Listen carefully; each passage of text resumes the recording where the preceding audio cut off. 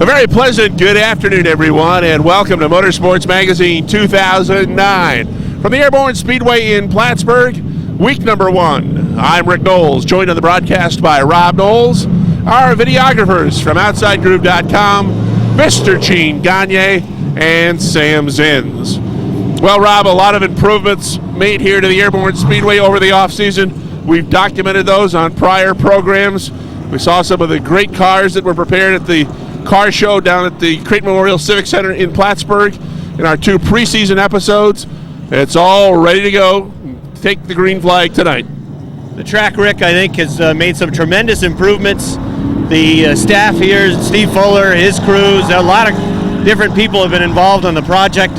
Hundreds of thousands of dollars have been spent to improve the racing here at Airborne, and there's a lot of teams behind us in the garage area, some of them heading out on the track right now that can't wait to see how things are going to work out. I think that's one of the most exciting things about this first week. You can take your notes from the past and throw many of them right away, because this is a brand new racetrack and teams will be scrambling through practice and throughout the night trying to find the right setup. Headlining the card tonight, 50 laps for the Ernie's Discount Tools Modifieds. And as we tape this opening nearly 3 hours before post time, Rob, almost 30 modifieds already signed into the garage area. The defending champion, Patrick Dupree, is one of them. But there's a whole number of modifieds, some new faces as well, that will try to take him down at 2009 and take that track championship away. But a good field of modifieds, almost 30, as you said, Rick, and we're looking forward to what should be a very exciting 50-lap feature event for them tonight. The Sportsmen are back for another season here at Airborne, as are the Renegades and the Bombers. Something new, but something old. The Warriors, now known as the Mini Modifieds. Well, last year, the 2 divisions looked very similar. The difference really between the 2 of them, experience between the 2 divisions, in that the Bombers, drivers that maybe haven't been driving race cars as much, but now the Mini Mods, you'll certainly notice a difference. They don't look alike. They're called Mini Mods because you'll see many of them with cow catchers on the front, kind of a little mix between the Bombers and the modified division, and we're looking forward to a good year for those cars. We want to thank Jim Watson from the Watson Glass Company. Once again, they're our underwriting sponsor for the Motorsports Magazine program, and each week they will be presenting a $25 gift certificate to the Watson Glass Driver of the Week. So we'll be picking the Driver of the Week at the conclusion of tonight's broadcast. Rob's going to be roaming the pit area to pick up a few interviews. We hope to have Crowbar's Corner as well, if we can hook up with Rob Lowell, who's currently working with the Todd Stone and Gardner Stone Modifieds, trying to get those 2 cars ready, both of those drivers in attendance tonight. All that coming up and more as Motorsports Magazine takes the green flag next.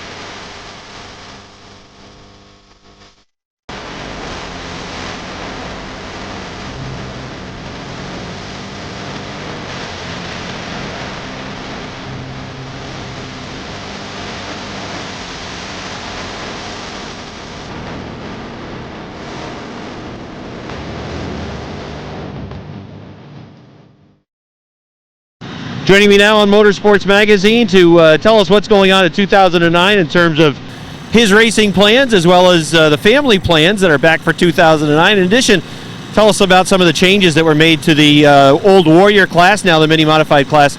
This is Chris LeVere. Chris, first of all, why don't you tell us what's going on for 2009? Not only is little brother back, but so is Dad. Yeah, now there's all three of us. It'll be a little bit more interesting this year. I'm not sure, Dad's got a different kind of car. Everything's going to be different. It's going to be fun, though, to have all three of us on the track at the same time again. And in addition to running regularly here on Saturday nights on the asphalt, I understand that you're going to try your hand at some sportsman modified racing as well. Yeah, my crew chief bought a budget sportsman modified for Albany, Saratoga. It's going to be a little bit different for me. I've never run an open wheel car, and it's on dirt. We're going to do a part-time program.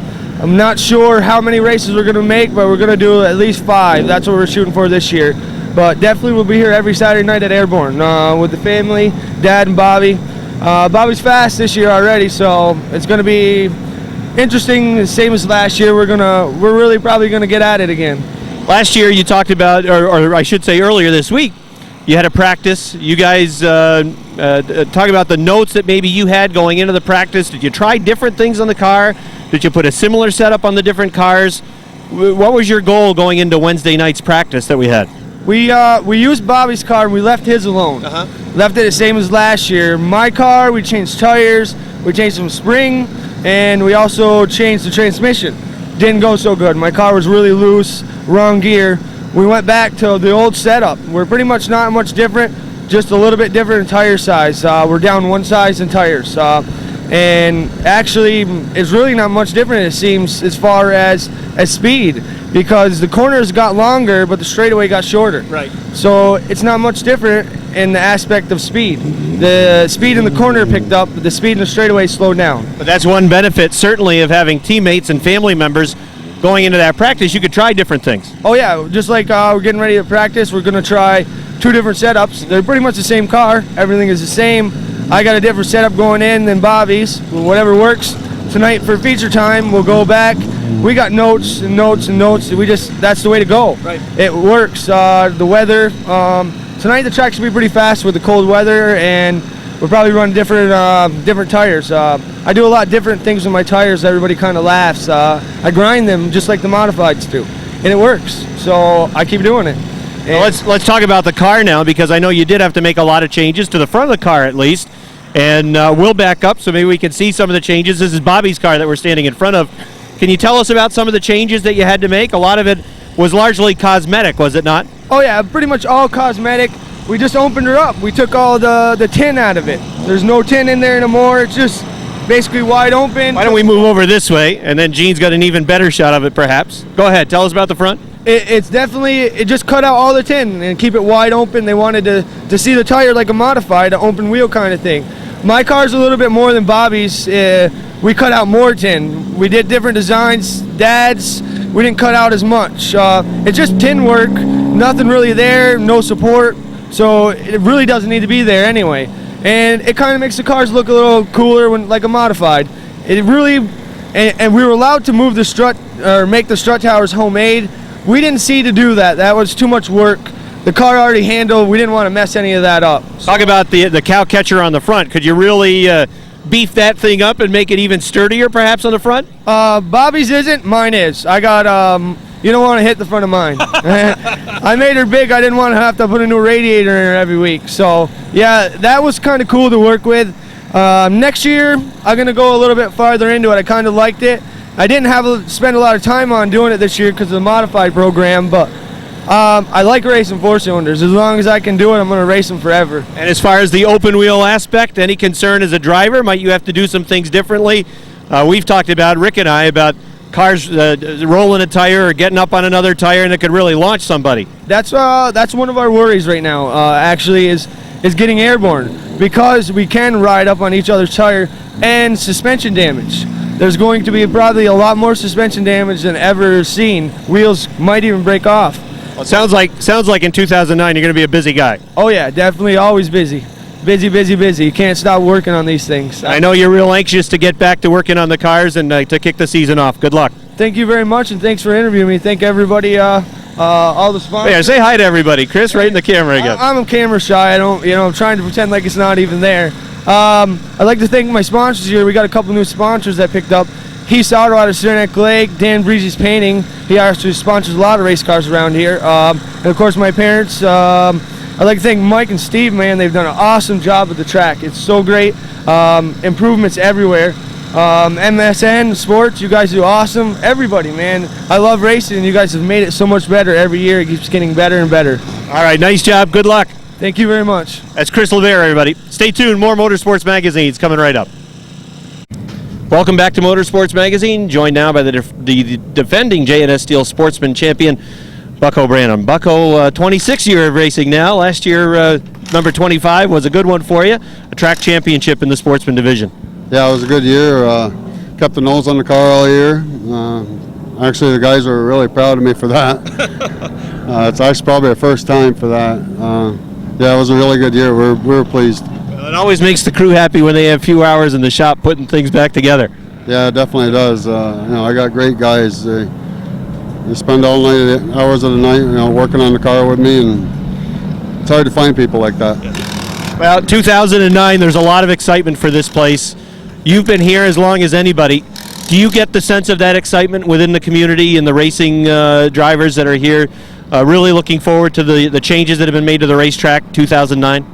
Yeah, all the talk is, is everybody's going to run the top groove, but I haven't seen anybody up there with me yet.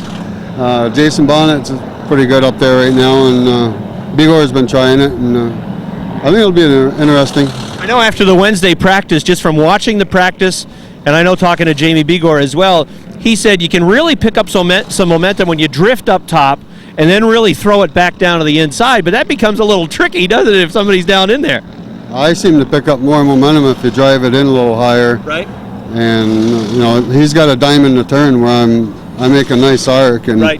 I seem to pick up just a little bit more momentum. Well, a lot of changes have been made to the track, and you've been here to make a lot of them, both with a race car and with your job at Fuller Construction.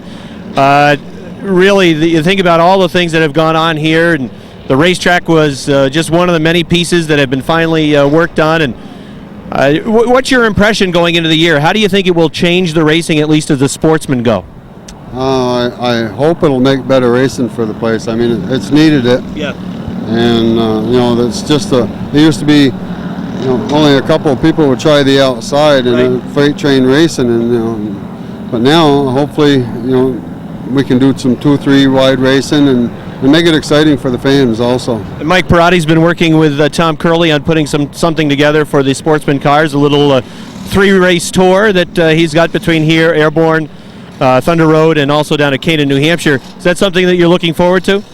Yeah, actually I am, because we used to travel a lot, and my wife kind of wants to get away from here for a little bit and just do a little bit of traveling, and she actually doesn't want to do the racing traveling, but she'll go for that, I guess. Well, everybody likes a vacation, but yeah, we're looking forward to it. I never ran at Canaan. I went and helped my nephew Robin there, and he run good there, so I should be able to pick up on it pretty easy. And Thunder Road, we're pretty quick at Thunder Road, so I'm pretty confident there. Your plans and goals for 2009? Win as many races as I can. No championship, just win as many races as I can. Well, a fan favorite always, and number 20 back on the side of the car for 2009. And I know you mentioned that economically times are a little bit tougher, but you've got some people that are helping you out. Want to mention those guys? Sure. Daniel Signs, he does all the vinyl on my car. I mean, you know how much vinyl I can go through. And Marcia Holmes and Liquor and Wine Warehouse, they helped us out a bunch more this year. So, Northern Sanitation, they helped me a lot last year, so they couldn't do nothing this year, but we're putting them on our car anyways, just to show gratification for last year. Sure. Well, we wish you the best of luck in 2009, and we'll look for that number 20 here on opening week. I guarantee it'll be in the winner's circle 5 times this year. All right, Bucko Branham, everybody. Stay tuned. More Motorsports Magazine is coming right up. Welcome back to Motorsports Magazine, joined now by a driver from the Versatile Trailer Sales Renegade Division. This is Lance Rabtoy, and Lance, the Renegade Division. Whenever I think of the Renegade Division, I think of close competition, a bunch of guys that seem to race pretty tight with one another, usually pretty clean with one another, and they offer some real exciting racing. That was last year. What's the track going to do this year? Well, I think what I'm seeing right now is there's definitely going to be at least 3 lanes to race.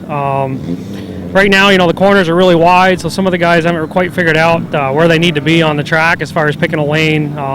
It's hard to pass on the outside only because guys are using kind of the whole corner now because they got so much room to move. But I think that'll come once we start racing. I think people will kind of get in their groove and figure out that they can't use so much on the corner. And but it's going to be good racing. It's a great track. Everything feels and looks great. It's very smooth. These guys done a really, really good job here. My perception watching the other night in the practice Wednesday is that your division, and you already had very close racing, your division Wednesday night in the practice, it seemed to be even closer. And you mentioned about guys trying to figure out their lines that they might take through the corners, but it seemed as though three wide was working the other night. Yeah, absolutely, and again, the track's still early stages. It's green, but it's got a lot of grip, and I think that you're going to see some really good racing. You're definitely going to see some 3-wide racing in the corners. Let's go back to last year. Pretty good season for you. Recap 2008 and think back on that one for us. Well, I had a great year. I got no complaints. I finished 4th overall for the year. The year before was 6th, so I progressed there. I had 3 DNFs, and I still finished 4th, so I really can't complain. With that situation, hopefully I can just progress a little further this year, and that's kind of my goal, is to keep moving forward. And what's new for you in 2009? Same car or anything different?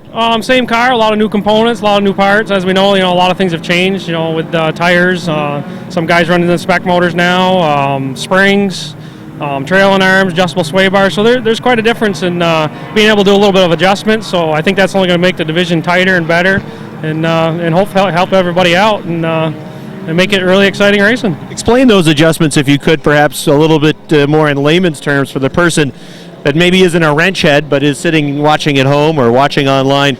Exactly some of the changes now that you can do to the race car. Well, before we had a over-the-counter spring, which was a Moog part number that you can buy at any Advance or AutoZone or Napa for that matter, that was a 15-inch tall spring. Now we're running any type of race spring, any brand that is 11 inches tall in the front, and we can run any type of spring in the rear, up to 225 in the rear and 1,000 in the front. What will that do to the car? It's going to give it better grip, a lot less body roll, and it's just going to make it handle better all around, and you can actually get some more better setups with crossweight and whatnot. So it sounds like there's now more in the driver and crew's hands in terms of adjustments that you can make to your car to make it even faster.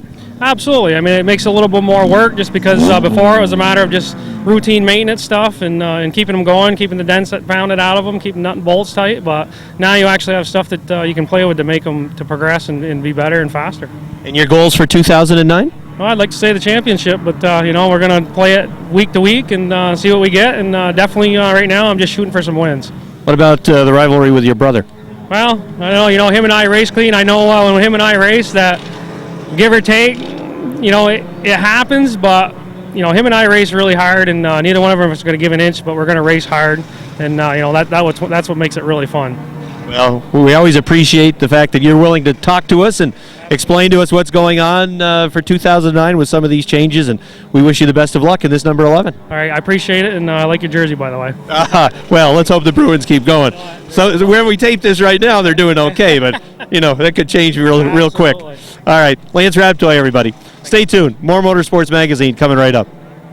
I'm Randy Martin, driver of the Bourgeois IGA, Moore's Concrete Pumping, Northern Car Crushers, 77 Mini Mod, and you are watching Motorsports Magazine on Hometown Cable. The field is set, slow pace.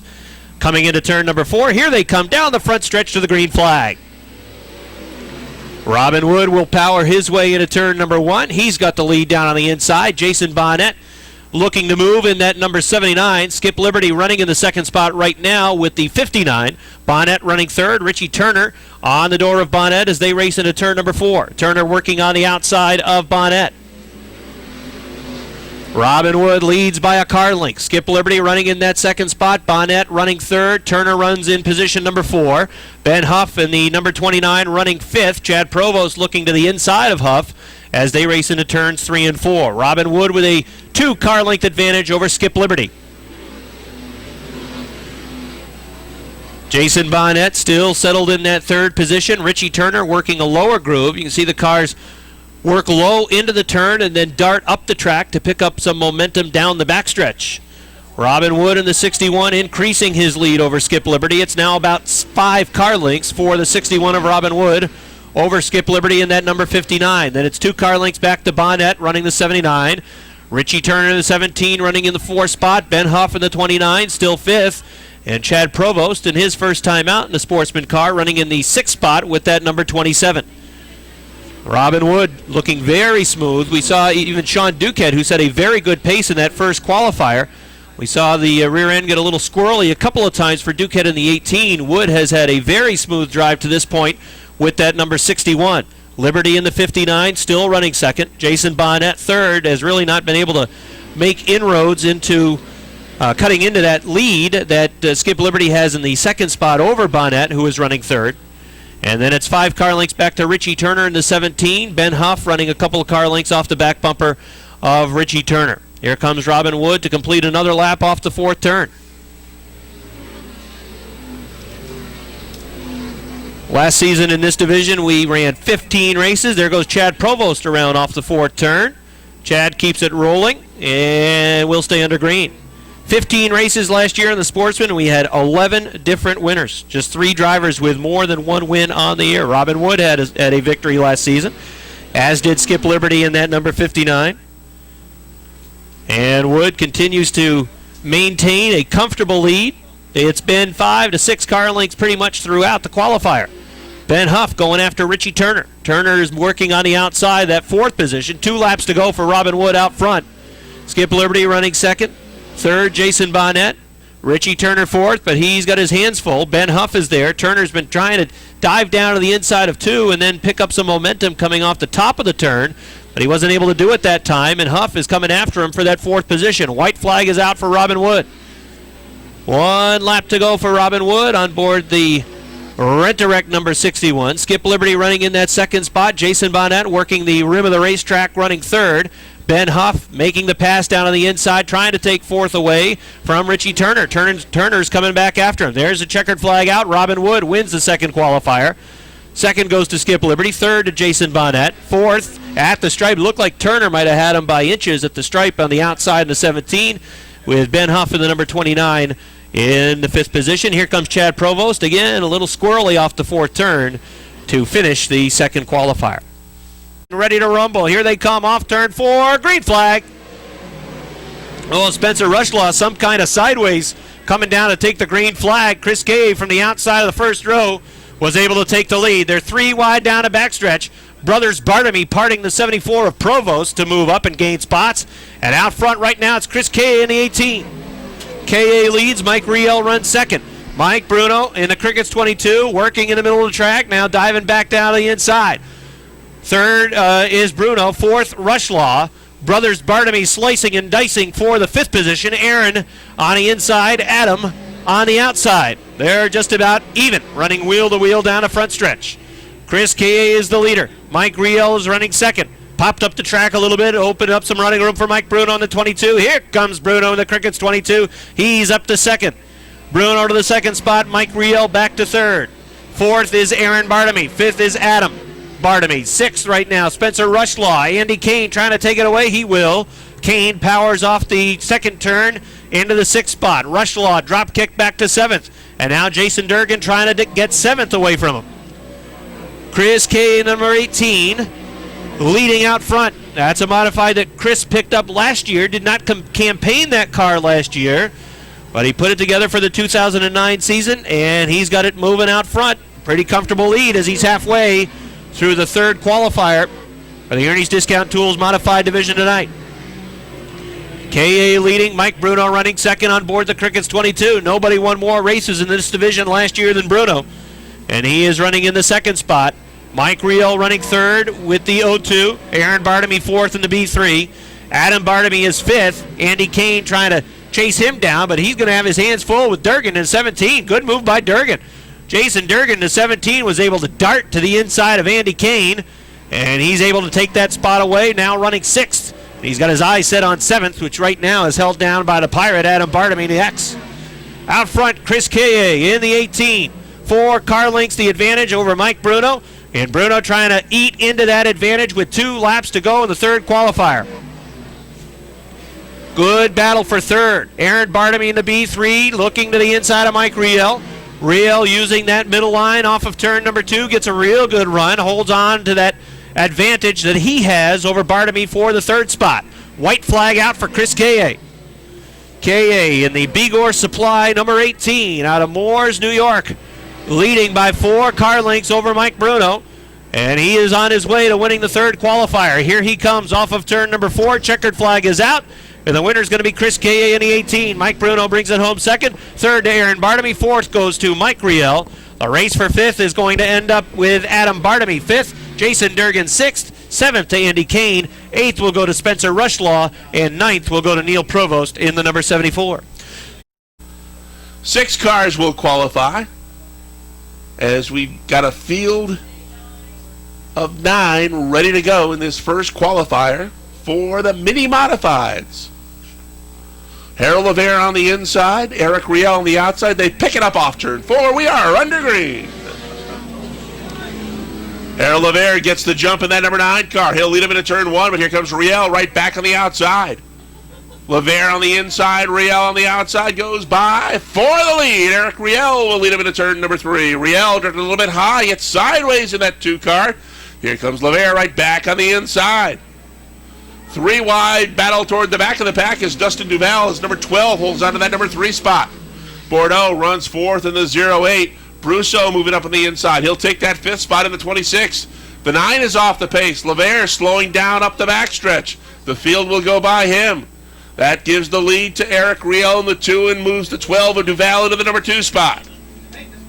Andrew Bordeaux, 08. He takes 3rd as Jimmy Collins now looking at the outside of that 26 car of Brousseau. Jenkins in the 33 on the move. He'll try to follow Collins through in that 02. Top 2 cars have pulled away from the 3rd place battle. It's Riel in the deuce and Duval in the 12. They're halfway. Bordeaux, Brousseau, Collins, and Jenkins battle for that number 3 spot as the top 2 will work their way into turn 3, and here comes Duval looking at the inside. Riel drifts a little bit high. Here comes the door opening on the inside, and Duval's going to grab it and try to take the lead as they go into turn 1. Duval on the inside. Outside Riel. Duval with the nose in front. They're going to hit white flag next time by as they battle side by side for that number 1 spot. They're also together for the number 3 spot. Duval inside, Riel outside. White flag is out. 1 to go in this first qualifier for the minis. Dustin Duval getting it done on the inside, but Eric Riel will just not go away, sticking right with him on the outside in the 2. He sticks his nose in front. Duval coming right back on the inside. Here they come. Off turn 4. Down the stretch they come on the inside. It's Duval. Outside Riel gets it by a nose. How's that, Rob, for a fantastic finish in the first qualifier for the minis?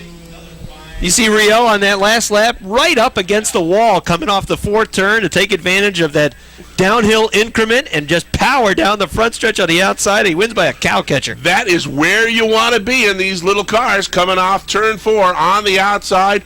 Take full advantage of that downhill front stretch. And Eric Riel certainly used it to his advantage to pick up the win in this first qualifier for the mini modifieds. Eric Riel gets the win. Dustin Duval nosed out at the line. Will have to settle for 2nd. That's a tough act to start in the 6th spot. Then Mike Terry in the 65 and the 51 for Freeman Sawyer. That's the field. Here's the green. Lonnie Rivers, defending track champ, takes the lead into turn number 2. Oh, Roger LeBounty right up to the top of the track. Keith O'Neill was out there, and had it not been for O'Neill, LeBounty might have ended up over in a pit check. But O'Neill was able to keep LeBounty on the racing surface, and he's got bigger fish to fry. It looks like there's a bunch of smoke billowing off the right front. Fluid pouring out of that vehicle as well, Rob. Oh, he's going to head back to the garage area. Lonnie Rivers leading out front. Nick Haywood trying to run him down in the 29. The 61 is Dan Dubuque. Mike Terry working on the outside with car number 65. Lonnie Rivers in the 7 showing the way. Some heavy hitters from last season working at the front of this 3rd qualifier. Rivers was obviously very successful last year as the track champ. Nick Haywood always fast in that 29. Mike Terry in the 65 typically fast in the Renegade division as well. And that 61 car that's running fourth, we saw Dan Dubuque get a win late in the season last year with his number 61 Ford. Lonnie Rivers the leader. Nick Haywood closing. As a matter of fact, pulling up onto the outside. Here is Haywood in the number 29. Rivers on the inside. Haywood working in the middle. Now to the outside, down the front stretch, trying to get a good run off turn number 4. And he does, almost pulling even into turn number 1. These cars hitting turn number 1 with a tremendous amount of speed and then trying to hang on as they negotiate the top turns 1 and 2, and now back down to backstretch again, still almost even. Lonnie Rivers in the number 7, the 29 of Nick Haywood, the 65 Mike Terry, throw his hat in the picture. He's also running right behind the leaders in that third spot. Can't discount the number 65. Fourth, Dan Dubuque in the 61. Keith O'Neill is fifth. Josh Terry doing well for his first time in a Renegade, running in the 6th spot. Still almost side by side, almost dead even for the lead. Here's Haywood again working on the outside. Rivers running a consistent smooth line down on the inside of the track.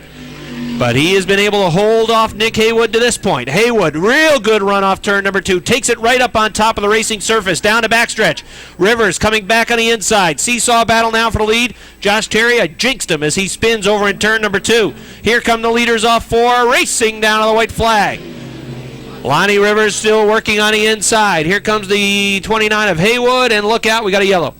The yellow for the 43 of Josh Terry. Come, third qualifier for the Renegades has been a good one, and they'll look to finish it out. Green flag. Haywood in the 29, Rivers in the number 7, Mike Terry in the 65, right there as well. Off turn number 2, Nick Haywood has the nose out in front. Got about a 4-foot lead over Lonnie Rivers in the car number 7. Rivers still working on the outside. Here they come now, racing down to the checkered flag, and it's going to be Nick Haywood at the stripe. Maybe Rivers real close. I think the 7 may have got it. We'll have to wait for the scores. Very tight. We'll wait for the official word. But, boy, did you see Rivers again just take the outside and really get a good burst down the front stretch? Picked up a lot of momentum working right up near the wall. Final row, the 31 of Joe Jeanette, and that last car is the 36 car for Kevin Martineau. Here we go. Green flag is out. Blondo gets a good jump on the outside, and he's going to take the lead heading into turn number 2. Richner going to follow him right through and take that number 2 spot in the 21 car. Bordeaux settles into the number 3 spot as they're going to go 3 wide into turn 3.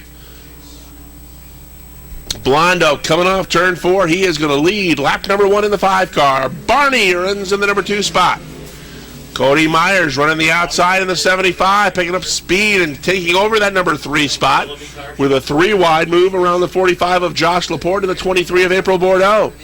Now Myers looks to the inside of Richner, and Myers will take that number 2 spot away as he continues to gain on the leader, Jason Blondo. Blondo, Myers, Richner, Laporte, Bordeaux, Miller, and the 36 of Martineau. Then we come back to the 31 of Joe Jeanette, who's got the best view. Cody Myers continues to gain ground on that number 5 car of Jason Blondo. They've separated themselves by about 6 car lengths from Josh Laporte, who's taken 3rd in the 45. Richner back to 4th in the 21. Bordeaux starts to gain ground on him. 2 to go this time by for the leader, Jason Blondo in the 5 car, but Cody Myers right there looking for a way by. 2 to go. Myers throws it to the bottom of the racetrack as Blondo runs the outside. Blondo with a car length advantage up the backstretch, picks up that momentum coming off of turn 2 and opens it up just a little bit, but here comes Myers right back on the inside. Blondo and Myers, they run 1-2 with 1 lap to go. Myers sticks his nose in front on the inside, but the momentum on the outside will be with Blondo once again as they go up the backstretch. Jason Blondo with a half a car length advantage. Here comes Myers right back on the inside. We'll see how much Blondo picks up coming off turn 4. Off turn 4, side by side once again. Myers inside, outside, Blondo just short. Myers holds on and wins it by a nose in another photo finish. Howard Stoner in the 57, Chad Provost in the 27, Jamie Atkins in the 68, and coming out on the track is the 33, I believe, for Travis Bruno. That's the field. Here they come. Green flag. Sean Duquette in the 18 leading. Robin Wood on the outside in the 61. Down the backstretch will follow Duquette. And running third in the number 20, it is Bucko Branham. Branham on the binders, running into turn number 3. Here comes Wood looking down to the inside of Sean Duquette as they race down the front stretch. Robin Wood going for the lead. Duquette on the outside. Wood down on the inside. Wood will take the lead off turn number 2. Robin Wood to the point. Duquette running second. Bucko Branham runs third. Then it's 4 car lengths back to the 77 of Ricky Frenier. Again, smoke out of the number 20. Leader out front, Robin Wood. He's got a car length as Branham is sideways down on the inside, trying to take second away from Duquette. Branham is running into that second spot. Duquette third. Robin Wood the leader out front by a length. Branham second. Duquette third. Fourth is Frenier in the 77. Ebersol runs in the 5th spot. 6th is Skip Liberty. Here comes Branham going to the rim on the outside. Robin Wood leading and pulling away as Branham drifted high off turn 4. Toby Ebersol makes a move. Ebersol goes to 4th in the 82. Toby Ebersol picks up a spot going after Sean Duquette for that 3rd position. Duquette holding him off for now. Ebersol will settle in line. Bucko Branham lurking in the 2nd spot. Robin Wood leading and seemingly opening it up right now over Bucko Branham out front. Wood's the leader. 2nd is Branham. 3rd is Duquette. 4th is Ebersol. 5th, Frenier. Frenier drifts high off 2. Here comes Skip Liberty in the 59. Liberty diving down to the inside, trying to take 5th away from Frenier. He will into 3, but Frenier fights back on the outside as they duke it out for 5th. 7th is Bonnet in the number 79. Running in the 8th spot is Underwood. 9th, Chris Reeves. 10th is Mike Shagnon. Running in the 11th spot, it's Jamie Begor on the outside. He's got his hands full with Richie Turner down to the inside in the 17. Out front, Robin Wood, Bucko Branham running 1-2. Branham still trying to dial in that outside groove. Wood leading by about 5 car lengths. They work off turn number 2. The top 2 cars pulling away from Sean Duquette running 3rd. Duquette's got 2 car lengths over Toby Ebersol in the 82. From Ebersol back to Skip Liberty, it's about 3 car lengths as Liberty tries to close in on that 4th spot. Robin Wood running strong out front. 1 win last year in the Ganienka Bingo number 61. Bucko Branham working on the outside, trying to get it to dial in for him, pick up some momentum. Let's watch their lines as they run into 3 and 4. Again, you'll see Branham move up towards the top of the track, running right to the wall, and then trying to pick up momentum down the front stretch. But Robin Wood really working a fine line of that 61, not quite on the bottom. He'll dive it down into 2 and then use the momentum to shoot up the track and power down the backstretch. Wood with a very smooth line working out front. That car really seems to be dialed in as he is pulling away slightly each lap from Bucko Branham. And Branham was very fast in his qualifier, as we saw earlier. 3rd is Sean Duquette. 4th, Toby Ebersol. Ebersol and Skip Liberty are running tight. We got a yellow out as there was a spin over in turn number 4. Richie Turner in the 17 was involved. And we got our first caution of the feature event for the J&S Steel Sportsman. Down as we head to 25. Robin Wood has been the man to this point in that number 61. Bucko Branham has lurked in the 2nd spot, but Wood has been able to pull away lap by lap and increase the advantage out front. Let's see what Robin Wood wants to do on a restart. Gets on a hammer. Here they come down the front stretch. Green flag. Sean Duquette trying to hook right to that back bumper of Wood as they race into turn number 2. Bucko Branham pulled even. Off 2, Robin Wood sticks the nose back in front. Branham trying to maintain the speed down the backstretch into turn number 3. He vaults out in front in the number 20. Here comes Branham drifting up the track, taking it right up to the wall as they drag race down the front stretch. Robin Wood has him at the stripe by inches. Wood on the inside had the lead at the stripe. Now Wood gets a good run going into turn number 2. We got a spin. Danny Sullivan to number 3 goes right around, keeps on rolling, kicks up a bunch of dirt out of the racing surface, and that'll bring out another yellow. Sean Duquette, the 18, Toby Ebersol, the 82, Skip Liberty, the 59, Jason Bonnet, the 79 in row 3. Then Chris Reeves and Ricky Frenier in row number 4. Jamie Begor and on the outside of the inside of row 5, and then Larry Underwood on the outside. As we're back to green flag racing. Wood in the 61, Branham the 20. Side by side off turn number 2, down the backstretch. Almost even to the 3. Robin Wood sticks the nose in front. Now here comes Branham back on the outside. Again, they'll drag race down the front stretch to the stripe, at the stripe. It's almost even. Might have even been Branham on the outside by a nose. Let's see if Bucko can make it stick on the outside. Robin Wood in the 61. Lurking inside. Branham on the outside in car number 20. Branham has the lead into turn number 4. Wood trying to get bite down on the inside. Branham again faulting down the front stretch. He's got the lead by 3 feet on the outside. Side-by-side racing continues out front. Robin Wood, Bucko Branham. Branham surging off turn number 2. Trying to finish the pass into 3. No, here comes Wood back down on the inside. They're side by side, almost touching into turn number 4. Branham pushes up the track. Here comes Robin Wood back on the inside. Robin Wood has the lead into turn number 1. Bucko Branham trying to hang on now on the outside. Clearly back to the second spot. He won't go without a fight. Here comes Branham back in the number 20. Diving down to the inside. Little touch on the back of the 61. Branham looks down to the inside. Here comes Branham looking for the lead now on the inside. Bucko Branham in the 20. They rub all the way down the front stretch. Branham to the lead in the 20. Robin Wood running second. He puts the bumper into the back of the number 20. Here comes Wood back down on the inside. Robin Wood in the 61 now has the inside line. Branham shuffled to the outside. Can Wood come back and get him on the inside in the 61? Branham right up to the wall.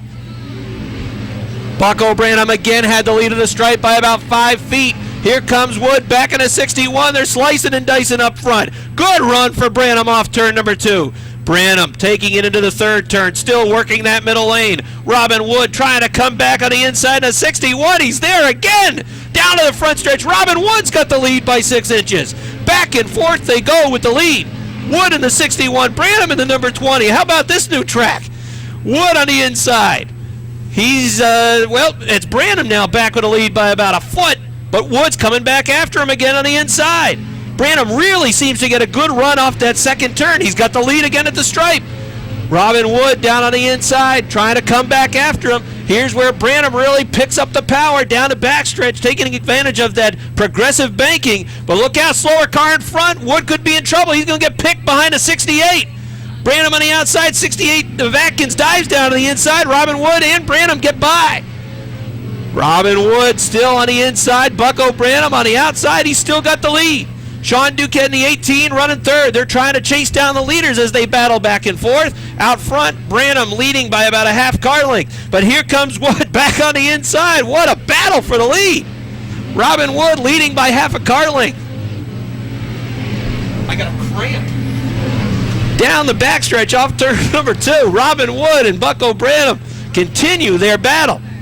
Wood on the inside, Bucko Branham on the outside. This lap, it looks like Wood might lead it. No, it's still Branham at the line.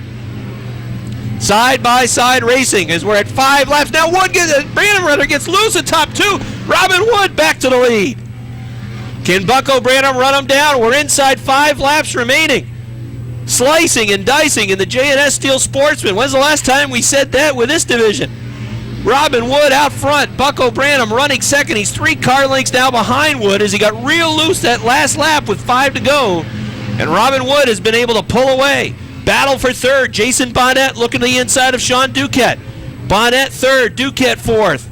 Fifth, Skip Liberty in the 59 as they're side by side, door to door for that third spot. And we got a yellow flag as we got a spin. Car atop turn number 3. It looks like it's a 39 of Bill Sawyer. And we're ready to go again. 4 laps remain. Branham and Wood. Here they come. Green flag. And they're even into turn number 2.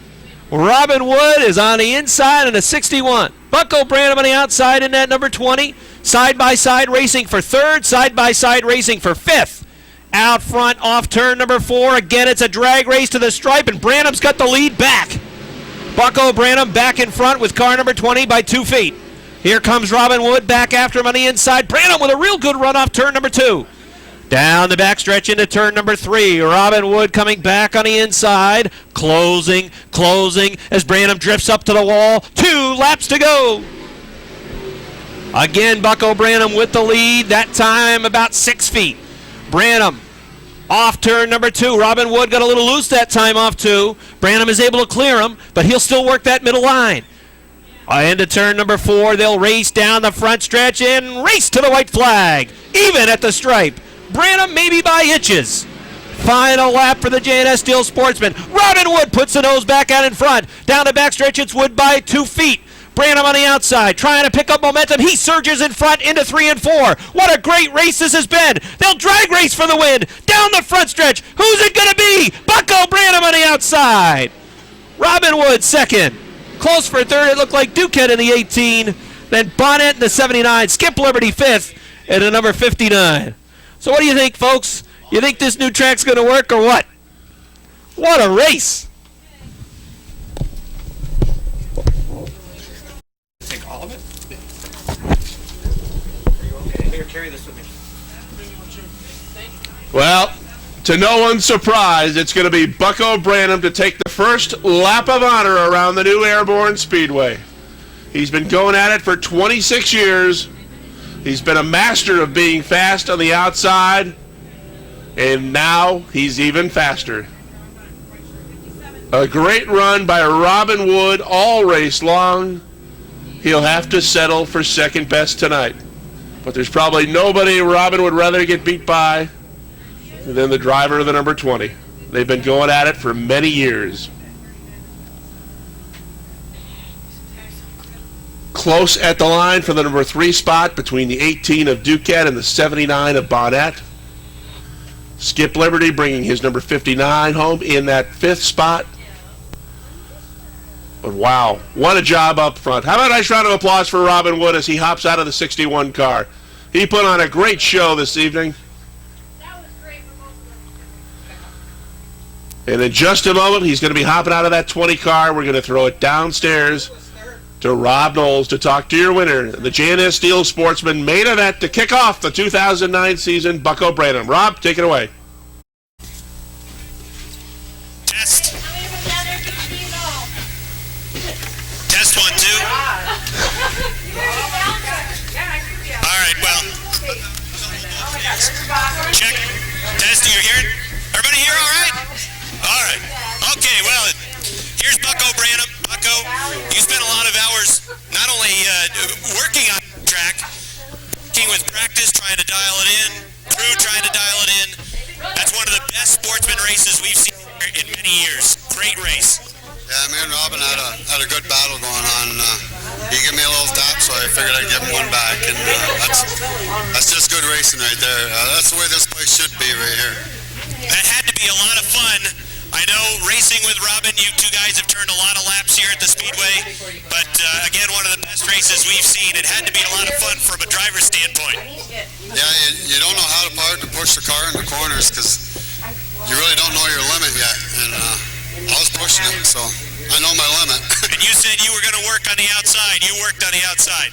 Yeah, I love the running the outside because all the traffic's on the bottom, and I kind of boxed Robin in on that lap car, but he got away from it, though. Congratulations. Great way to start the year. Thank you. Bucko Branham, everybody. Having a nice round of applause for Bucko Branham. In that number 1 is run on a pretty regular basis here at Airborne. Pierre Berthiaume is looking for his first win on the Airborne asphalt. Green flag. And if he's going to get that win tonight, he certainly will have to work for it with Martin Roy, George Foley, and now here comes Mike Bruno to the outside of Chris Kaye. Bruno's going to go to the outside, trying to make the pass on Kaye. There's contact over there into turn number 4. Bruno gets to 4th. Kaye running in the 5th spot. Contact the right front tire of Kaye with some contact on the left rear of Mike Bruno's Cricket's number 22. Out front, Berthiaume by half a car length over the number 90 of Martin Roy. Martin Roy right on the back bumper. Roy looking down to the outside, now looking outside as he drifts up the track.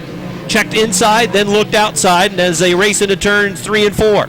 Berthiaume working that middle line with success. Jim Introne's going to take the Gibson Hardware number 9 and move it up atop turn number 1. Hopefully he'll be able to maintain momentum and limp that number 9 modified back into the garage area. As Maxime Vienne gets way down into the infield, he kicks up a bunch of dirt into turns 1 and 2. Introne has indeed made it back to the exit as he will now roll back to the garage. Out front, Berthiaume, Martin Roy, George Foley, Mike Bruno running for it, trying to chase him down. Here comes Berthiaume and Roy off turn number 4. Jason Durgan ready to return in the number 17 as the leaders race past down the backstretch. Berthiaume and Roy running 6 car lengths in front of George Foley. And in about 5 laps, they'll encounter some heavier traffic. The 57C of Kevin Federley is off of top turn number 2, and that brings out another yellow. A yellow flag back out. This time it's for Kevin Federley in the 57C. Kevin Federley went to the pits. They checked things out. He has come back at the rear of the field. Jason Durgan also has returned with the number 17 modified. Ready to go again. Here they come. Off turn number 4. Down the front stretch. Green flag. Berthiaume in the 1. Martin in the 90. Berthiaume drifts up. Is this Raw's chance? No. Berthiaume was able to power off turn number 2. And Martin could not get down to the inside. Berthiaume again looking in the middle of the track. Working the middle of the track. Martin thought he might have had a little hole down to the inside. Now here he goes. Down to the inside of Berthiaume into turn number 2. And Berthiaume, a real good run off too. Boy, he's able to pick up the throttle in the middle of that second turn and pull away. Berthiaume hanging on to the lead, but he is really feeling the heat. Martin, the number 90, is putting the pressure on. Berthiaume that time had a 3 car length advantage into turn number 2. Martin is going to again size him up. Run a few laps behind, but Martin he may have his hands full on his own. George Foley's closing in on Martin George Foley in a Shamrock Bar and Grill number 34, running in the 3rd position. He's 5 car lengths in front of Mike Bruno in the Crickets number 22. Aaron Bartamy running in the top 5. He is 5th in the B3. But right now out front, it is Pierre Berthiaume. Berthiaume leading by 3 or 4 car lengths. And Martin in the number 90, starting to close the gap a little bit. George Foley in the 34 has got a good view of the top 2 cars. And with the extra distance, there's plenty of time still for these drivers to have some patience. They've got time to later on in the race make their move. Berthiaume in the 1 drifted up the track that last lap. We'll see what type of changes start to happen with the car as the sun starts to fade off in the sunset, starting to hide behind clouds. The track temperature cool to begin with, perhaps will drop even lower. Will the track changes affect the setup on these cars as they now start to work some slower traffic? Berthiaume will have to be good at working the traffic. Mike Finney in the 38, Colleen Salisbury in the 13. They played a little bumper tag, but things settle out. Berthiaume gets around both of them. Martin negotiates the both, as does George Foley in the 34. So Berthiaume has handled his first lap traffic. That has been a problem or an area of concern for Berthiaume in the past. He has a very fast modified. You're seeing it here tonight, but sometimes in traffic, not always as skilled as some of the other drivers in the field. But Berthiaume, to this point, doing an excellent job out front with that Freightliner number 1 Quebec. Martin still in the 2nd spot. George Foley, solid in 3rd. Some other traffic in front that they will have to deal with shortly. The Federley 57C, Ormsby in that 14, Vian in the number 25, Rushlaw in the number 21. Those 4 cars about to go a lap down as the 1 Quebec looks to the outside of Federley, making his move. He'll put Federley a lap down on the outside. Martin is going to have to go there as well. Ormsby in the 14 will need to get down to the inside. He will, as the leaders work on the outside of Maxim Vienne in the number 25. There goes Berthiaume. There goes Martin with him around the outside of those slower cars. Smoke coming out of Jason Durgan's number 17. He stays under speed. Look out, we got a problem. Perhaps Terry Hayes. He's off of top turn number 4. Slow is the 01. That is the Alpha Drilling and Blasting car. Can Hayes limp back to the garage? Halfway this time by. 25 laps complete. We're halfway. And Terry Hayes will make it back to the garage area. Martin reaching the halfway point, now thinking that it is time to go. And Martin again is closing in on the back bumper of the number 1 of Pierre Berthiaume. It has been the Berthiaume and Roy show. The province of Quebec well represented, with those 2 drivers controlling this feature event to this point. Berthiaume to the inside of the 1 New York of Greg Atkins, who has returned to the speedway. Now Martin will follow through on the inside. George Foley has fallen back about 7 car lengths behind Martin in the number 34, and then it's a good distance back to the Crickets number 22 of Mike Bruno. Bruno running in the 4th spot. Aaron Bartamy is 5th. Sixth right now in the Speedway is Leon Gagno in the number 4. Seventh is Chris Kaye. Eighth is Patrick Dupree. Ninth is the 49 of Richard Tesseur. Matt Woodruff is 10th. 11th is Andy Haywood. Adam Bartamy is 12th. 13th is Mike Riel. And then 14th would be Brian Trim, as the leaders are closing in on Trim. Trim in that 14th spot, I believe, is the final car on the lead lap. That number 59 is the last car on the lead lap, and he is 14th, and Berthiaume is running him down. Pierre Berthiaume has pulled away from Martin Roy as they box it up a little bit, some of the slower cars that are still down on the inside. Berthiaume, Martin Roy, George Foley has closed up on Roy again. Martin Roy in that second spot. George Foley sitting third.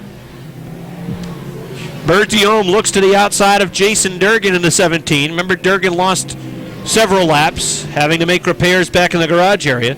Running at a good speed now, but he's about to lose another lap. Berthiaume goes to the outside. He'll work his way around the number 17 of Jason Durgan. Well, Pierre Berthiaume from Joliet, Quebec, looking for his first career modified feature victory. And he is pulling away right now from Martin Roy. He is about to put a lap on 14th place runner Brian Trim. There goes Trim a lap down. Next in the sights for Berthiaume is going to be Mike Riel in the 02.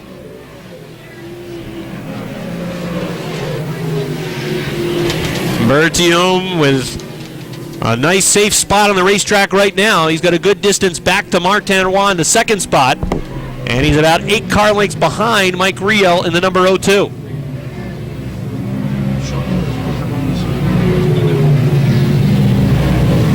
It's a 6 car length advantage for Berthiaume over Martin Roy. And Berthiaume again really appears to be hooked when he races off that second turn. Now he takes to the outside of Mike Riel. Trying to put a lap on Riel is Berthiaume in a 1. Riel sticking down to the inside. And there goes the leader. Mike Riel will go down a lap. And there is a gaggle of cars in front of the leader, Berthiaume. But right now, Patrick, make that Martin Roy, is that Patrick Roy used to play goal for the Canadians. Martin Roy, so many car lengths behind Berthiaume, I think he could really be careful working through some of this traffic. The next car on the lead lap that would go a lap down is the X for Adam Bartamy. Now let's see if Pierre Berthiaume can finagle his way through some very good cars that are running at a pretty good clip. I mean, right in front of him, you got Patrick Dupree, not that far in front. Federally in the 57C. Oh, look out, George Foley's got problems. Foley in the 34 is parked at top turn 3. There goes Neil Provost, the 74. And we got a yellow flag. 74, Neil Provost. Smoke billowing out of his modified. He heads back to the garage area. Berthiaume, slow pace into 4. Here they come down the front stretch. Green flag! Pierre Berthiaume, no 1 Quebec. Pulling away down the backstretch. Martin Roy rockets around the outside of the lap car, Mike Riel. Down into turn number 4. Berthiaume has a lot of track to work with now in that number 1 Quebec. Berthiaume looking for his first feature win here at Airborne. 10 laps to go this time by for Pierre Berthiaume. Here comes Berthiaume off turn number 4, taking her right up by the wall on the front stretch. 10 to go. Let's see if Martin Roy's got anything for him. I'm not sure he does. That last long green flag stretch, Berthiaume was able to pull away. Right now it looks like Roy is starting to eat into the lead a little bit, but I'll tell you, that 1 Quebec is hooked off the turn. When he puts the throttle down, that thing picks up. And Berthiaume is leading by about 7 car lengths over Martin Roy. That's a good gap back to Mike Bruno in the 22, who is still running in the 3rd spot. Aaron Bartamy, he's cleared some traffic. He is running alone in 4th. And 5th right now, it's going to be the 4 of Leon Gagno. He still has some cars that are a lap down that he's got to try to dice through. 6th, Chris Kaye in the 18. Patrick Dupree is up to 7th. 8th is Matt Woodruff. 9th is Richard Tesseur, but here comes Adam Bartamy after that 9th spot. Tesseur really having a work the wheel of that 49 modified. And he's going to drop a couple of spots. He's now back to 11th. But I'm sure he will take an 11th place finish when it looked like earlier tonight he wasn't even going to be able to run. And now that 49 really starting to slow down. But not slowing down is Pierre Berthiaume out front. Man, that thing is just cooking. Berthiaume flying down to the inside of turns 3 and 4. Martin was trying to hang with him, but Berthiaume is maintaining at about 7 car length advantage. And Tesseur, it looks like, is going to make his way back to the garage area. What would have been just outside the top 10 finish isn't going to happen. And the 9 of Jim Introne also making his way back. Patrick Dupree trying to race around Chris Kaye. They are racing for position in the middle of the backstretch and now into turn number 3. Leader, Pierre Berthiaume. The lead is down to about 4 car lengths. Martin Roy, the 90, trying to close in. A couple of slower cars in front. Let's see if they play a factor in this. Here comes Berthiaume. 38 of Finney, the 13 of Salisbury. Berthiaume goes around the 38, now flies around the 13, and I think he'll actually pick up a car length or two in working his way around those slower cars. 2 laps to go for Pierre Berthiaume. Martin Roy still about 5 lengths behind Berthiaume with 2 to go. Berthiaume is trying to lead every lap of this race. And if he's going to win, he's got to lead 1 more. White flag is out for Pierre Berthiaume. Berthiaume in the number 1, leading off turn number 2, down the backstretch. Martin Roy runs in that second position into turns 3 and 4. Berthiaume stays down on the inside. Checkered flags are out. Pierre Berthiaume wins the first modified feature event of the year. Martin Roy second, Mike Bruno third, 4th to Aaron Bartamy, 5th it's going to go to Leon Gagnon in the 4, 6th racing to the stripe Patrick Dupree, 7th Matt Woodruff, 8th Chris Kaye, 9th Adam Bartamy, 10th will be Andy Haywood in the number 80. And Spencer Rushlaw up against the wall coming down the front stretch. You saw Martin Roy pull up alongside his Quebec neighbor Pierre Berthiaume to congratulate him on his first victory of the 2009 season. Not only that, his first career victory here in the modified division at the Airborne Speedway. The Joliet Quebec driver gets the win. Waugh brings the 90 home in second, followed by Mike Bruno in the Crickets number 22. The B3 of Aaron Bartamy and Leon Gagnon with a nice run to get 5th place. Leon started well back in the starting field, and he comes home with a nice 5th place finish. A good start to the 2009 campaign for the 4-car. Green flag racing action. Donor, Duval, Riel. Back to the green. It is a slower start, and that boggles down the 95 car, and the outside line goes faster. The top 3 cars running on the outside all got a good jump, while the inside got bottled up. Justin Donor is your leader. Eric Riel's gone to second. Gilligan's trying to take third, but Captain Thunder's got it going again. He's back into that number 3 spot. Martin will look to settle in. He'll take over the 4th spot, right in front of the 12 of Dustin Duval. Dustin Chris on the outside will battle right alongside. That's a good 3-car battle right now for the number 4 spot, rather, as they're 3 wide into turn 3. Gilligan, the meat of the sandwich on the inside. Duval outside. Chris.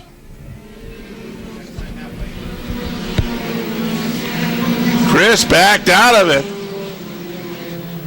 As on the inside, Dustin Duval has regained that number 4 spot. Gilligan still running on the outside, runs 5th. They're going to be halfway this time by, as Rick Donor, trying to get back into the number 2 spot, is right alongside the 2 of Eric Riel. Donor now sticks his nose in front, coming off turn 2. Riel with the momentum on the outside, gets the lead back down the backstretch. The 0-2 of Collins is off the pace. He's headed into the infield. Again, Donor looking to the inside, and Riel hanging right with him on the outside. Those 2 cars maintaining their spots about, 3.5 car lengths behind the leader, Justin Donor. Look out, Donor's off the pace. The 1 slows down. And here comes Riel. Riel, your new leader. And Rick Donor back to the inside. Donor's got the lead at the line.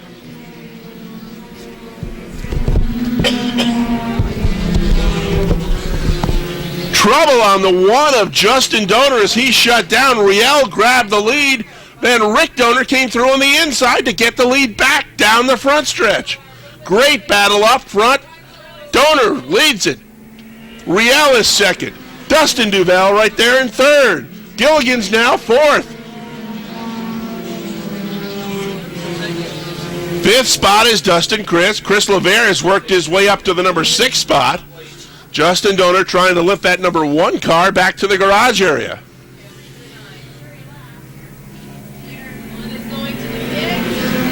Now it's the 12 of Duval who's moved into second.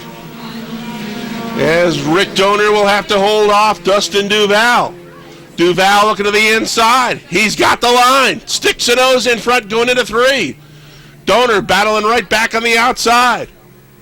They are side by side off turn 4. Duval inside, Donor on the outside. They're going to combine next time and get the popsicle sticks. There will be 2 to go next time by. And we have a great battle for the lead. Gilligan, problems in the 77 car. He's off turn 2, headed back to the garage area. The SS Minnow in need of repair. 2 to go for the leader. Dustin Duval, Rick Donor, Eric Riel throw a blanket on the top 3 cars. Will that outside line work to the advantage once again? We'll see. The white flag will be coming out. It's Duval, Donor, and Riel. 1 to go. Now the 12 of Duval actually with about a car length and a half advantage over the 95 of Captain Thunder. He's going to have to hold on to that number 2 spot as Riel is looking to the outside. Dustin Duval leads the pack into turn 4 the final time. Checkered flag is out. Duval is your winner. Donor finishes second. Riel third. Chris fourth. And Chris LeVere will round out the top 5 in car number 4. Take it away. All right, Rick, thanks. We'll get a word with Dustin. He's about to climb the car as he wins the first Keysville Napa Auto Parts Mini Modified feature of the season. Good battle up front. As you said several times in that race, you could throw a blanket on the top 3 cars. Some real close racing action in front, but Dustin Duval, nice round of applause, everybody. How about a good for Dustin Duval? Dustin, come on over here. All right, congratulations. You win the first race of the season, and you certainly had your hands full. Real close competition out front. Oh, yeah, definitely. With my uncle being right there and Justin, almost my brother-in-law, they're a tough car to beat. And I was just faster than my Uncle Rick. I pulling on him, and I decided to go for it. I started rubbing up against him and banging each other, and I'm like, oh, he's going to be mad. But he's pretty happy about it, and I won. What do you think about the new racetrack? It's fun, and it's fast. Handles awesome, cars go good. I like it. It looks like you can really throw this car in a whole bunch of different directions and still come out of the corner with speed. This car flies. Thanks to that man right there, my internet, I wouldn't be here without him. Well, congratulations. Great way to start the year. Thank you very much. All right, that's Duval, everybody. He wins the first feature for the Mini Mods in 2009. Rick? What did I tell you? Those cars running in the top 10. As we're ready to rumble again, here they come off of turn number 4, down the front stretch, and a green flag's back out. Kevin Booten really drifted up the track into turn number 1. Robert Gordon saw an opening down the outside, but just didn't have enough time to power there and get to that spot. But Booten really pushed up the track, and he made Joe Warren go up the track as well into turns 1 and 2, and that allowed Booten to get a good run, driving it down to the inside into 1 and 2, pick up some good momentum into the turn. So a crafty restart for Kevin Booten in car number 25. Robert Gordon, the H2O, is going to take that second spot away as he moves through on the inside. Joe Warren stuck out on the rim in car number 13. Play a little bumper tag bit down a backstretch. Lonnie Rivers had to get on the binders. Mike Terry drifts up the track. He gets a piece of Terry in Rivers in car number 7. And now Mike Terry right down onto the inside. Kevin Booten leading out front. Robert Gordon, the H2O, runs in that second spot. Good battle for third between Joe Daniels and the 46, the 13 of Joe Warren. Warren trying to come back after that second spot, working the middle groove as Warren goes after Robert Gordon, the H2O. But at the same time, he's looking at Robert Gordon's car. He's got little Joe Daniels down on the inside. He's trying to move up and take third away from Joe. Nick Haywood running 5th in car number 29, side by side for the 6th position. Lonnie Rivers is down on the inside, and Mike Terry is on the outside. Terry in car number 65 works to the outside of Lonnie Rivers. He's got a pretty good run built up as he tries to move down the front stretch. Nick Haywood running right in front of Mike Terry in that higher line off of turn number 4. Robert Gordon still sitting in 2nd, but the battle for 3rd, still a real good one. And in that 2nd spot is Robert Gordon, but it's a precarious 2nd place position because here comes Joe Warren. But Joe Warren's been on the outside since the restart, and he's doing pretty well, although he got loose right there off of turn number 4. The rear end started to shake out on him, and that allowed little Joe Daniels in 46 to get back after him. Well, Kevin Booten is playing hard to peanut out front. He is leading by almost a half backstretch. A good 10 car length advantage for Booten in car number 25. And it's the H2O for Gordon running in that 2nd spot. Battle for 3rd. Joe Daniels, he's been in a battle really since this race started. He was battling Nick Haywood earlier in the race for the 5th position, and now he finally clears Joe Warren again on the inside, settling into that 3rd spot. Warren still on the outside, still running pretty well on the outside, but now here comes Mike Terry after him on the inside as the 26 of Todd Ormsby drifts off the track on the backstretch. He'll rejoin the racing surface. Kevin Booten will come upon that number 26 of Ormsby. He'll have to negotiate around his way around the number 26, and actually the black flag is out now for the 26. Now Booten in the 25. Oh, there's a little smoke that time out of the pipes of Booten's number 25. He's been setting a real fast pace out front. Here comes little Joe Daniels after 2nd. Daniels to the outside of Robert Gordon in the H2O, and he's got it. Joe Daniels on the move. Sounding alarm, here comes the 46. Joe Daniels coming after him. Booten in the number 25 will have to work his way around the 26 of Ormsby. He does so, but that allows Daniels to shave another car length off the lead that Booten has built up. Side by side for 3rd with the H2O of Gordon and Mike Terry in car number 65 as they power off the 4th turn down a front stretch. Mike Terry at the stripe has 3rd. Kevin Booten in the 25 still showing away. Got a couple of slower cars that are right in front of him. They're running different grooves as well, so somehow Booten's got to figure this out. Side by side right in front of the leader. He ducks down on the inside of Bob Dragoon, and now he'll have to throw to the outside of the 27. Now the 27 goes high, and Booten will work to the inside of the track. Kevin Booten, he's got a rear view mirror full right now to 46. Joe Daniels, here comes Daniels, working to the inside of Booten down the backstretch. Joe Daniels in the 46 pulling up. They run wheel to wheel, door to door into turn number 4. Booten drifts high, trying to pick up some momentum on a high side. Daniels on the inside has the lead at the stripe. Little Joe Daniels had the lead by about 4 feet. Here comes Kevin Booten back after him. Daniels loose off 2. Booten's going to take the lead back. Seesaw battle for the lead. They go back and forth, exchanging the lead. Depending on the turn, here they come off turn number 4 and back in front. It looks like little Joe, but Booten gets a good run on the outside, and Booten still had the lead by about a foot. Daniels coming back on the inside. Booten still working on the outside. Joe Daniels of 46. Booten with a good run off turn number 2. Look at the power as he works into turn number 3. Surging in front into turn number 4. Can he sustain down the front stretch? Here comes Daniels back on the inside. Race to the stripe, and it's little Joe Daniels by 3 feet. Right behind these two guys, Mike Terry in car number 65. He's got a great view of the battle. Now he is in the battle. Throw a blanket on the top 3. Joe Daniels, the 46. The 25 of Kevin Booten. The 65 of Mike Terry. Here comes Daniels off of 4. He's starting to pull away a little bit. He's got a car length advantage now over Booten. Booten's got his hands full. The 65 of Mike Terry's on the charge. 5 laps to go next time by. Oh, look out, there's contact. Terry got loose. Booten got loose. Terry ended up making contact with the 25 as he was trying to hang on to it.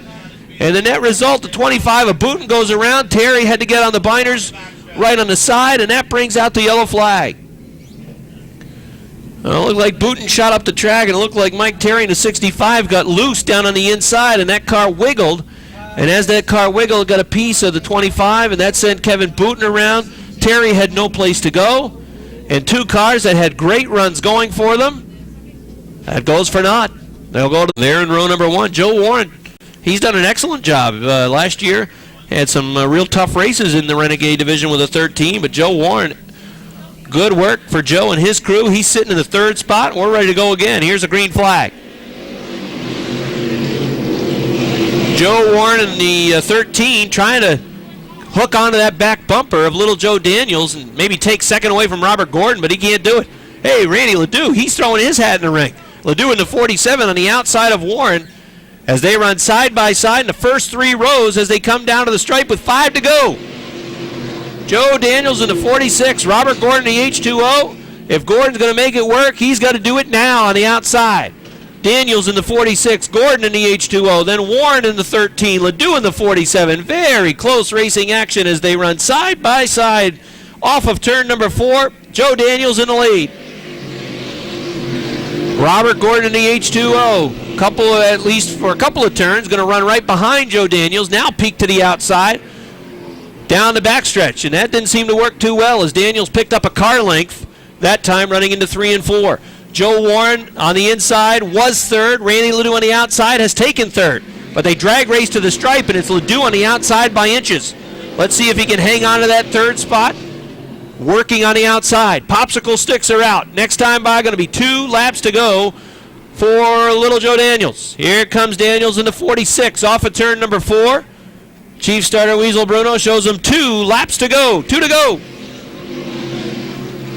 Joe Daniels leading by a car length over Robert Gordon. The side-by-side battle for third continues, although Warren slipped up a little bit in there in 2. And Randy Ledoux is able to work past on the outside. He's up to third. Joe Warren running 4th. Lance Raptoy into the top 5. 6th is Nick Haywood. White flag is out. Joe Daniels. 1 lap remains. First checkered flag of the year awaits. Down the backstretch. It's a clean run off turn number 2. It'll take a bobble for Robert Gordon to have a shot at victory.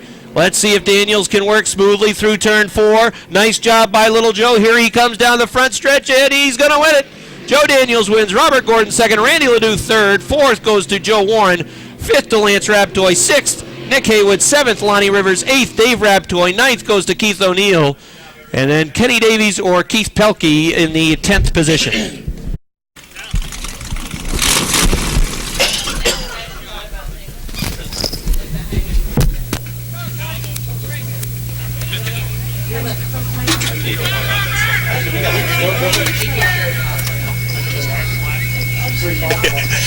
All right, Rick, we're waiting for Joe Daniels to unbuckle and hop on out of his car. Randy Ledoux finishes third tonight. How about a nice round of applause for Randy? Good charge up to third. Robert Gordon, always solid with the H2O car. He finishes second. And our winner is about to climb out of his car. Give a nice round of applause. Joe Daniels wins the Renegade feature. 1 of 2009 goes to little Joe. Come on over here, little Joe Daniels. Boy, some side-by-side racing, back and forth racing. The battle with Kevin Booten was one of the best battles of that feature event. Tell us about your race. Yeah, that was a good run. I've never seen him here before, but he's a class act. He ran me clean. It was a good time. I got to thank Westside Auto, Terry Gatto, my grandfather, Joe Gatto, TNT Leeson, Ken Facette's Drywall. If it wasn't for these guys, we wouldn't be here. What was the preferred line for you tonight? We saw guys working on the outside, guys working on the inside. What worked for you? Well, my car wasn't perfect tonight, so I kept it on the bottom to be safe. Well, side-by-side racing, your thoughts on the changes that have been made to the racetrack? I love it. Can't say enough for Steve Fuller, Mike Perotti for giving us a place like this to run every week. I love it. Nice job, Joe Daniels. Good way to start the year, huh? All right, Joe Daniels, everybody. He has always run great at Airborne. Well, he certainly has. But so have others. All right, back to the green flag. Bombers underway. Leclerc on the inside, holding on to that 7. Here comes Durvage on the inside in the 88. He's going to look right alongside Cody Myers. Smoke coming out of the back end of the 47 of Ledoux as we've got a great battle up front. Look out, Leclerc sideways into turn 3. He gets tapped. He goes off the track. Caution flag is out. Leclerc got a little bit squirrely going into turn 3, got tapped from behind, and that finished him off as he goes for a ride off the top of turn 4. And those two will duke it out right now as we get ready for the restart. Myers inside, outside Durvage, green is out. Jason Blondo looking to get to the bottom of the racetrack, gets tapped by DeMoore. Blondo tries to save it, and he does. Nice job by Blondo to hold on to that 5 car while DeMoore got the tough end of that. He ended up off turn 2, and he lost about a dozen spots. Side by side. Duravage now on the outside, sticks his nose in front. Myers battling right back on the inside. And it's about 10 car lengths back to a good battle for the number 3 spot. Laporte in the 45, Blondo in the 5. Richner has 5th in the 21 cars. We've got trouble in turn number 2. That's the Durgan 17 and the 7 of Leclerc, the 77 of Fountain. 2 of those 3 have come to a halt, as the 77 and the 17 have not been able to refire. All right, we're ready to go back to green. Bomber main event, back to the green flag. Duravage on the inside, gets a good jump on the restart. He'll open up a couple lengths as they head into turn number 1. Duravage now drifts high. And will that tackle of cars for the number 2 spot be able to gain as they head into turn 3? It's Myers now running the outside as both Blondo and Laporte look to sneak by on the inside. They're 3 wide off turn 4. Laporte's got his 45 into that number 2 spot. Black flag is out. It's on Leclerc's number 7. Leclerc with a black flag, told to go back to the garage area. Up front, Duravage has got 3 car lengths on Laporte. Blondo now runs 3rd. Eli Bishaw, 93, 75. Cody Myers battle it out. Look out, Richner is sideways off turn 4. Nice job by Barney to hold on to that one.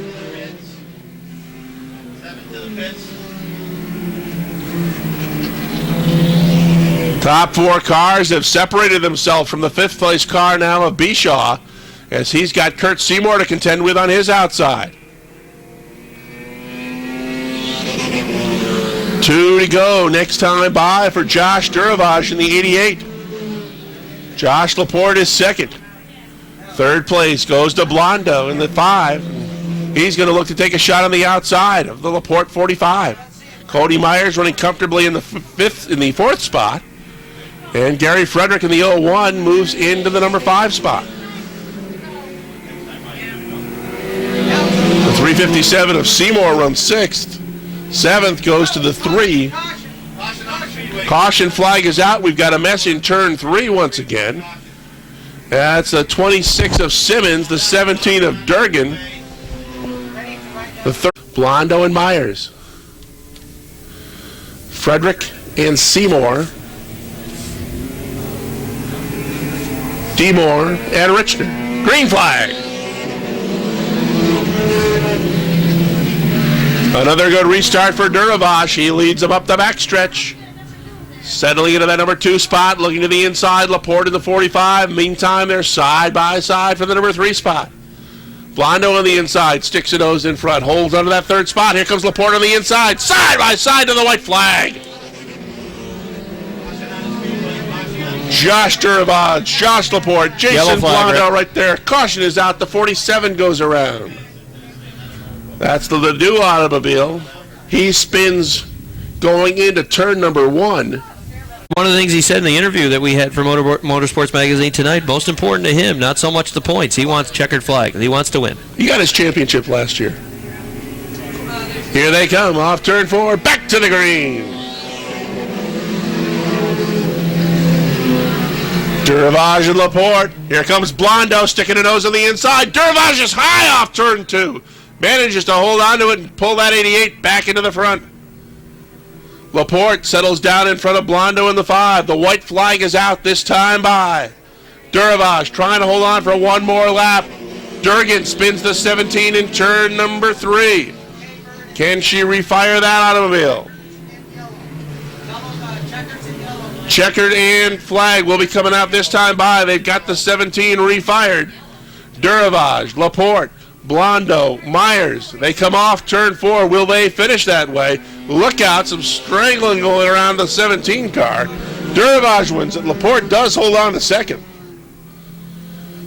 3rd spot goes to Blondo. Myers got 4th. 5th may have gone to the 01 of Frederick. He will take off on his parade lap. The Ernie's Discount Tools sponsored number 88. Jason Blondo brings the number 5 car home in the 3rd spot. Good run for Jason to kick off the season. Josh Laporte's out of the 45. How about a nice round of applause for Josh? He gets 2nd tonight. Rob is on his way down to Victory Lane to talk with our winner of the Bomber main event, Josh Duravage. Josh is from West Shazy, New York. And he'll make his first appearance in the Big A Victory Lane in just a moment. All right, Rick, we're waiting for Josh Duravage to unbuckle and get out of his car.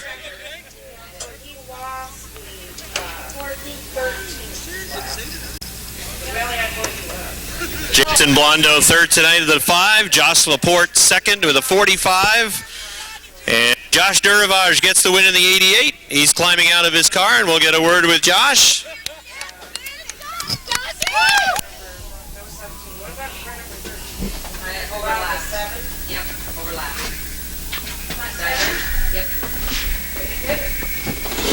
Watch out for the sign. You get to do that. You get to do that when you win for the first time. Congratulations! It's always good to get your first career win. Thanks a lot. Tell us about your race and the new racetrack. The car certainly was hooked up for you. Definitely was. Well, This is the easy part now. You've won the race. You get to talk on the microphone for the first time. Show us how smart you are. well, 5 months of hard work, paid off, definitely. Stuck like glue. Well, congratulations. Nice job. Great way to start the year. Thank you. All right, Josh Duravage, everybody.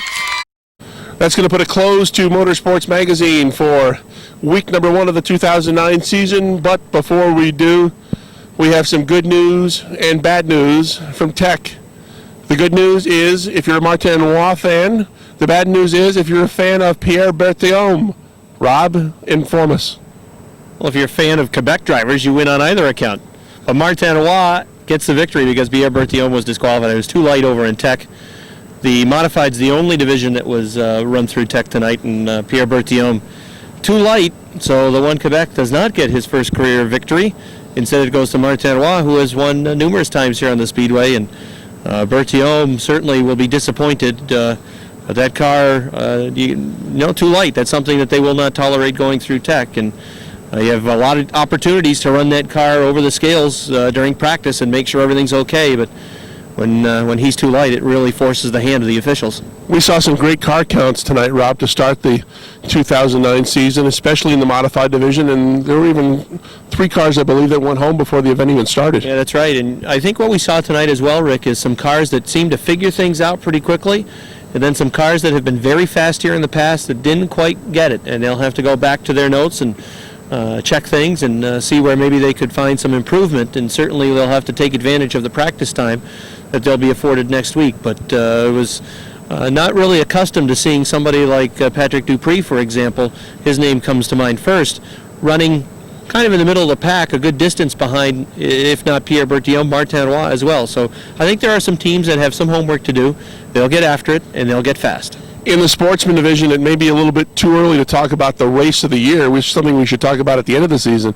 But I'll tell you what, it's going to go awfully long before you top that race between Robin Wood and Bucko Branham. Well, I got a feeling that that's probably going to be the race that you'll pick for, or people would have seen it already, of course, with this being the close of the program. But I would think that's the race that the people saw earlier tonight, the full feature event in its entirety. And as we said during the call of that race, the lead must have been exchanged. I'll use a conservative number of at least a half dozen times. It may well have been more than that. But to see 2 cars in that division in particular run side by side on this racetrack, you have to go back a long time to see cars in that division run with that type of competition level. And a real tribute as well to the drivers. Bucko mentioned it in Victory Lane. They got a piece of each other once in a while, but nothing too severe, just to let each other know that they were there. And in the end, Bucko Branham ends up getting the victory, but just a fabulous race for the sportsmen and a great way for them to start 2009. Renegades putting on a good show as well and a good start to the season for Little Joe. Well, Joe Daniels also had to fend off some challengers as we saw some good side-by-side racing. His race with Kevin Booten in particular for the lead was probably the best racing action in that division, but side-by-side racing throughout the field in the Renegades, nothing new for that division. They made it work on the old half mile. I think they'll be even better on this new improved speedway. A good battle up front in the mini modified division that Dustin Duval ends up getting the checkered flag over his uncle Rick Donor. There's another division where you could see drivers work to the outside and really pick up speed as they use the progressive banking to their advantage. And again, as the season wears on, teams are going to start to figure that out, and they'll become even faster. I think Eric Rio was really doing a nice job of using the outside. There were some laps where it seemed as though he was shot out of a cannon down the backstretch and flew past people into the next turn. And real good back and forth seesaw battles again there. And in that last Bomber main event, first it looked like Josh Leclerc, then Cody Myers, but at the end, Josh Durvage, career win #1. Very happy, along with his family down in Victory Lane. Always good to see somebody pick up their first career victory, and Josh gets that tonight. And I think when you evaluate tonight's racing card in full, Rick, a very successful debut to this brand new speedway. We need to thank Gene Gagne from OutsideGroove.com and Sam Zins, our cameraman for this evening's program. We also want to thank Jim Watson from the Watson Glass Company for providing the funding to get Motorsports Magazine on the air. And there's one more thing we must do. We must pick a Watson Glass Driver of the Week. That driver will be presented with a $25 gift certificate for anything at Watson Glass next week. And I think you and I are both going to agree on this one, that in this case, the winner has got to be Bucko Branham. What about Gene? We can outvote him 2-1? Are we going to do that? Gene will break the tie, but I don't think we're going to disagree on this. I will go with Bucko Branham, and Gene says from the side he picks Bucko Branham too. So Bucko Branham will get our first award, and thanks again to Watson Glass. That was a brilliant race between Branham and Wood, and Branham coming out on top. So the first ever Watson Glass Driver of the Week award goes to Bucko Branham in the Sportsman Division here at Airborne. Again, thanks to Jim Watson from Watson Glass. For one last time, for Rob Knowles, I'm Rick Knowles. Until the next time we see you for Motorsports Magazine, have a good night, everybody.